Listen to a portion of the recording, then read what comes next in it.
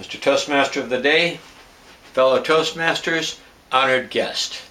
I hope to help you better understand Pablo Picasso, the greatest artist of the 20th century. Picasso is easy to understand if you know his usual symbols. I'm going to show you 3 of his greatest works, each 30 years apart.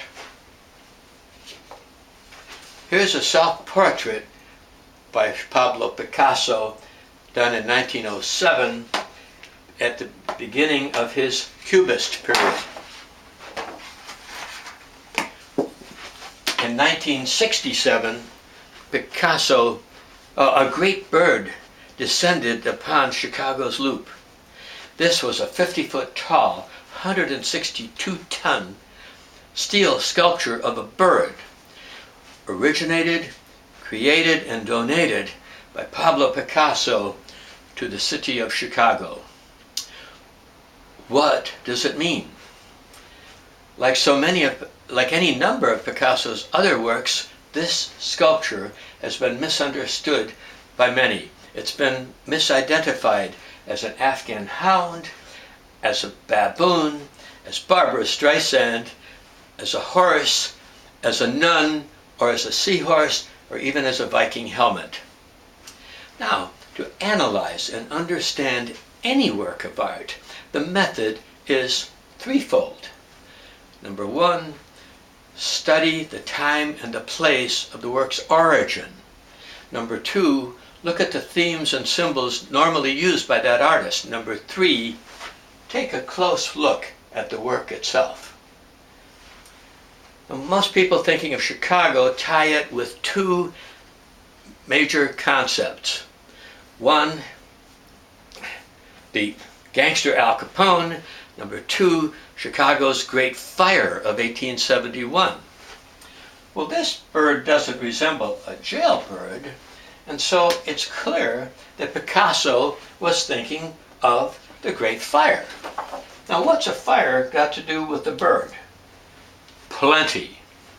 The very popular ancient Eastern legend of the phoenix bird tells us that once every 500 years, the phoenix bird returns to its birthplace, where it's consumed in a nest fire, from whose ashes a new bird emerges, a new bird which grows quickly to maturity.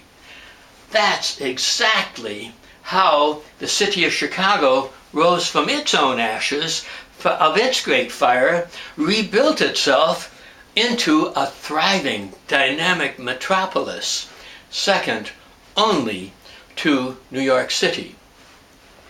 Thus, the Chicago sculpture represents a bird, the phoenix bird, the universal symbol of fire and rebirth.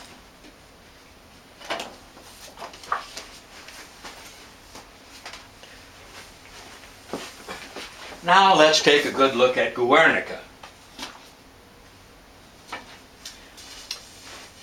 The scene of a terror bombing by the Nazi Air Force in 1937.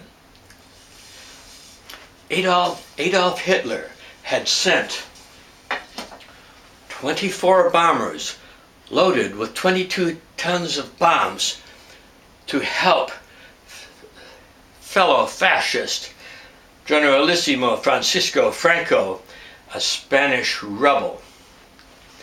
This outrage infuriated Pablo Picasso, who then designed and completed a huge mural which he called Guernica, which is probably the greatest war painting ever made.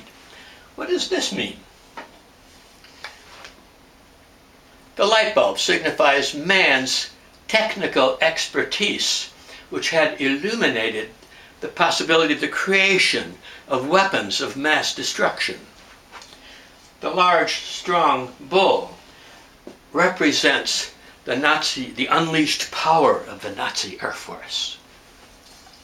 As man's second best friend, The wounded horse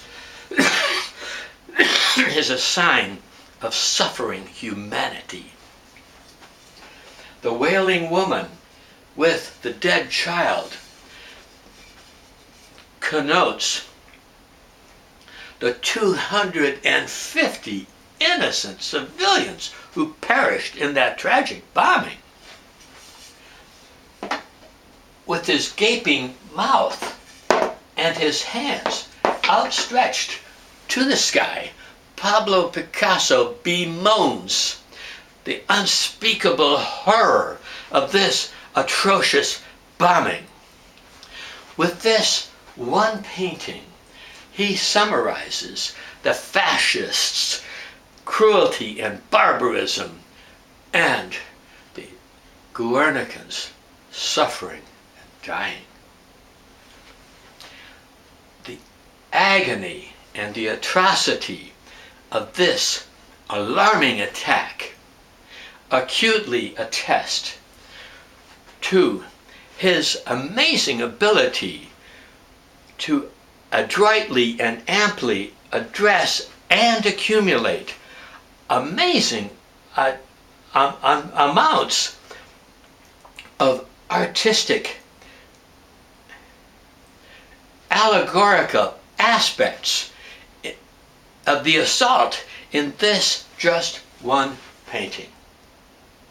No other artist has such incredible talent to display so much symbolical, significant meaning in just one work of art. And that's Picasso, Mr. Toastmaster.